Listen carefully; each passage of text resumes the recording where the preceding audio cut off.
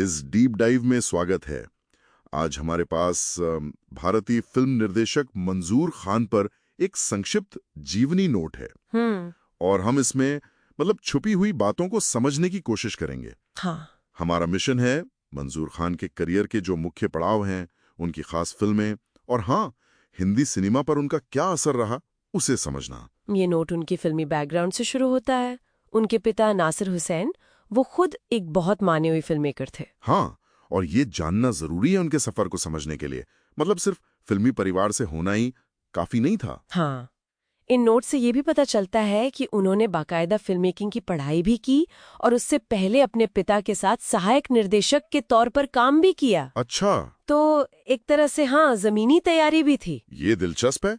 और फिर आता है वो मोड़ जिसने सब कुछ बदल दिया शायद। उनकी पहली फिल्म बतौर निर्देशक क़यामत से क़यामत तक 1988 में। नोट्स बताते हैं कि ये सिर्फ हिट नहीं थी बल्कि जबरदस्त हिट थी। बिल्कुल। समीक्षकों ने भी सराहा और इसने आमिर खान और जूही चावला को रातों रात स्टार बना दिया। बिल्कुल, वो फिल्म एक लैंडमार्क थी। सही कहा आपने। उस दौर में जैसे एक्शन फिल्मों का बोलबाला था ज्यादा, QSQD ने एक ताजगी लाई, रोमांस, नया संगीत, खासकर युवाओं के लिए। सही। तो ये सिर्फ एक सफल फिल्म नहीं थी, इसने हिंदी सिनेमा में रोमांस की एक, आप कह सकती हैं, नई लहर शुरू की। और आमिर और जूही का लॉन्च, वो तो खैर इतिहास बन गया। वो तो है ही। QSQD के बाद भी उनका सफर जारी रहा। नोट्स में उनकी दूसरी अहम फिल्मों का भी जिक्र है, जैसे जो जीता वही सिकंदर जी और अकेले हम अकेले तुम। अकेले हम अकेले तुम। जो जीता वही सिकंदर फिर से युवाओं पर केंद्रित थी। स्कूल लाइफ, कंपटीशन, दोस्ती, सपने, वो सब कुछ था उसमें। राइट। और अकेले हम अकेले तुम थोड़ी अलग थी। उसने रिश्तों की जो उलझनें होती हैं उनको दिखाया।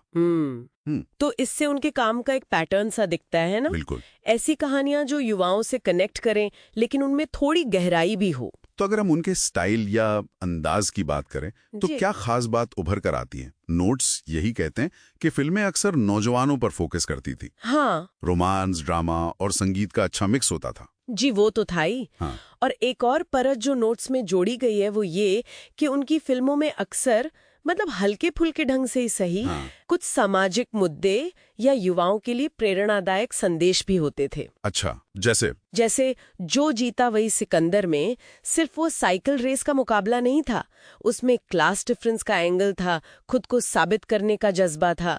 याद आया। सही है। तो वो सिर्फ मनोरंजन नहीं था, उसमें कुछ सोचने को भी मिलता था। तो कुल मिलाकर उनका जो असर है वो सिर्फ बॉक्स ऑफिस तक ही नहीं था। ये जो नए चेहरों को मौका देना, आमिर और जूही जैसे टैलेंट को लॉन्च करना, ये एक बड़ी देन लगती है उनकी। निश्चित रूप से।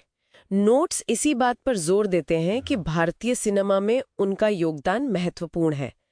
उनकी फिल्में आज भी लोग पसंद करते हैं और जिन सितारों को उन्होंने लॉन्च किया वो इंडस्ट्री के बड़े नाम बने। तो उनकी विरासत सिर्फ उनकी अपनी बनाई फिल्मों में नहीं है, बल्कि उन प्रतिभाओं में भी दिखती है जिन्हें वो सामने लाएं। तो इस संक्षिप्त नोट से जो मोटी बात समझ आती है वो ये है कि मंसूर खान फिल्मी विरासत तो थी ही, लेकिन अपनी पहली फिल्म क़यामत से क़यामत तक से वो छा गए। उन्होंने ना सिर्फ बड़ी हिट फिल्में दी बल्कि नए सितारों को लॉन्च करके इंडस्ट्री पर एक गहरा असर डाला और उनकी पहचान बनी युवा केंद्रित कहानियां जिनमें मनोरंजन के साथ साथ एक मैसेज भी छिपा होता था। बिल्कुल सही। और यहाँ एक सोचने वाली बात छोड़ जाते हैं हम। जैसा कि नोट्स में सितारों को लॉन्च करने पर काफी जोर है, तो ये विचार करने लायक है कि किसी निर्देशक की विरासत को कैसे आंका जाए।